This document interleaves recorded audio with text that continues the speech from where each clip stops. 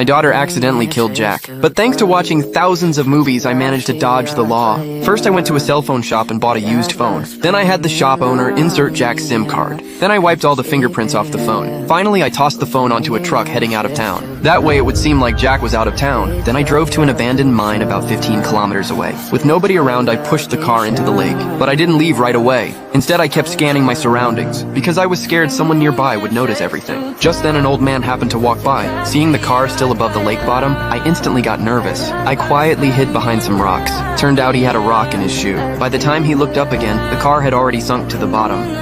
After taking care of everything, I went back home, and that's when I found out Jack was actually the police chief's son, but I acted like nothing had happened. I invited my whole family out for a trip. My wife asked why I wasn't worried. I told her straight up we didn't even know him, and no strangers had ever been to our house, so just pretend nothing ever happened. Otherwise, fear and stress could get us in trouble. The next day, we boarded a long-distance bus. I purposely told the ticket agent our family was heading to the city to hear a master speak. Even though the talk had ended yesterday, I still made the family sit in the venue for half a day. Then we checked into a hotel. After checking in at the front desk, we enjoyed a nice local meal. The next day, we went to the cinema. To outsiders, our family looked like we were on vacation. But once we got home, my wife still looked tense. I told them they had to get over their inner fear, or it could bring trouble. And from now on, keep every receipt and invoice. Meanwhile, Jack's dad noticed his son wasn't answering calls. But since Jack was usually reckless, this happened a lot, so they didn't think much of it. And under my reassurance, my family slowly got back to normal. But my daughter was still shaken up and kept waking up from nightmares. Half a month flew by and Jack still couldn't be reached. The police chief started to worry,